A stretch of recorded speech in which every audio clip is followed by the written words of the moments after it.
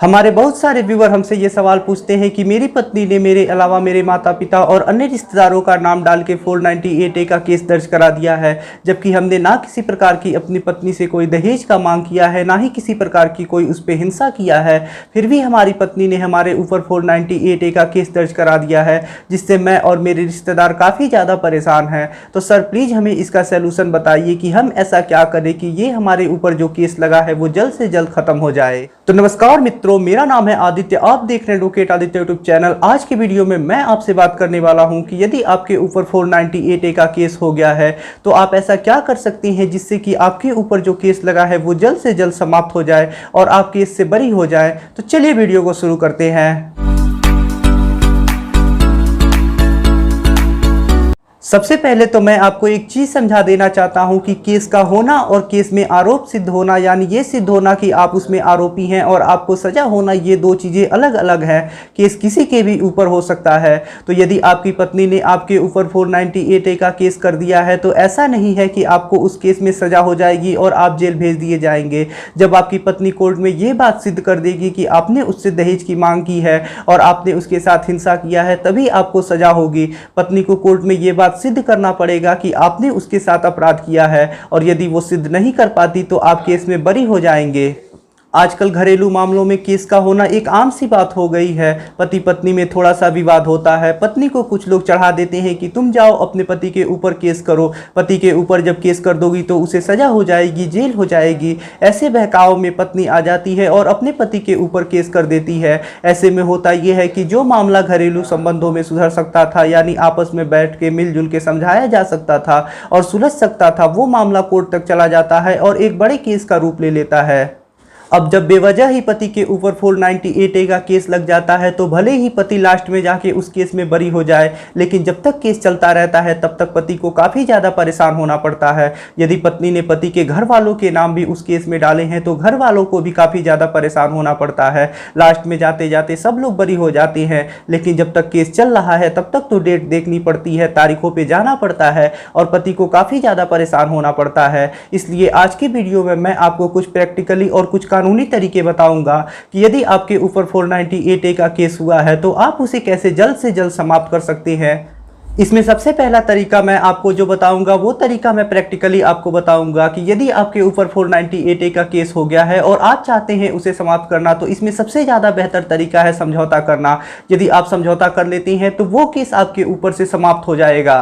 Case में आप दो प्रकार से समझौता कर सकते हैं। पहला समझौता करने का तरीका यह है कि आप अपनी पत्नी को समझा बुझा के, मिल बैठ के, समझ से अपनी पत्नी को विदाई करा के अपने साथ लेते आएंगे, और यदि आप ऐसा कर लेते हैं तो आप एक बड़ी संकट से बच जाएंगे जो भविष्य में आपके ऊपर आने वाली है, और आप जो परेशान होने वाले हैं आप उससे भी बच सकते हैं। तो ये सबसे बढ़िया तरीका होता है कि आपसी समझ बूझ से आप अपनी पत्नी को विदाई करा के अपने साथ अपने घर पे लेते आएँ, और यदि आप ये कर लेते हैं तो आपके ऊपर जो केस लगा है वो केस भी समाप्त हो जाएगा।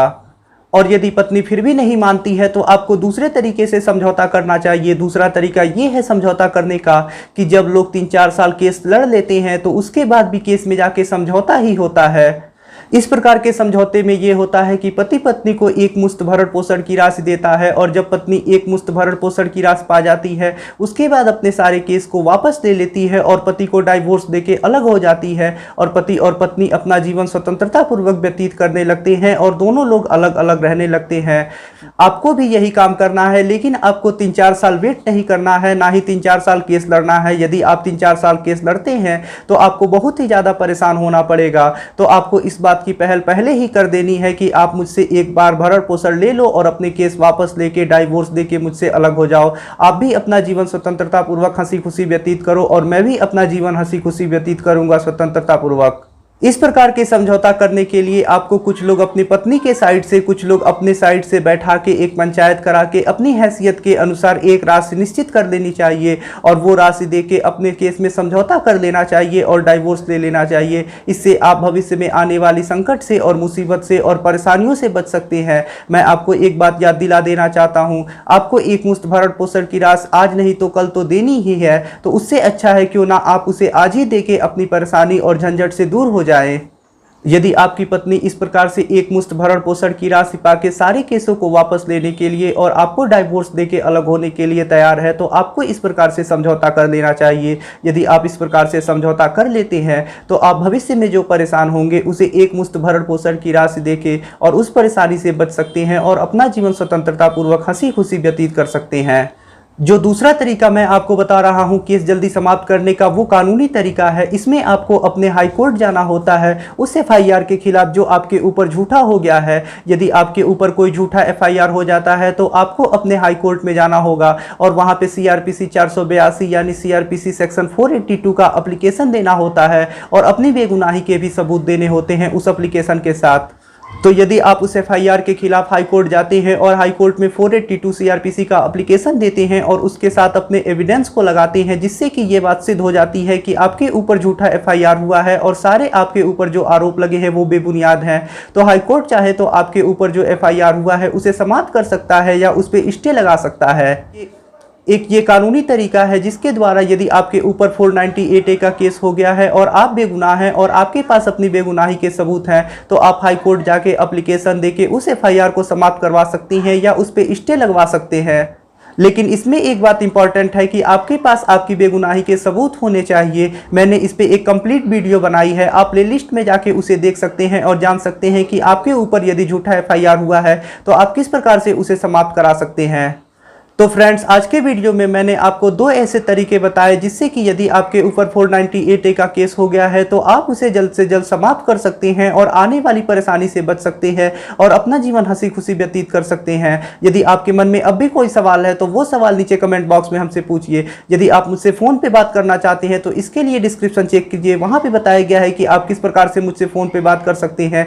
यदि आपको वीडियो पसंद आया हो तो वीडियो को लाइक करें, अपने दोस्तों के साथ शेयर करें और यदि आप चैनल पर नए हैं तो चैनल को सब्सक्राइब करके बेल आइकन को दबाएं। मिलते हैं नए वीडियो के साथ अगले दिन, तब तक के लिए जय हिंद, जय भारत।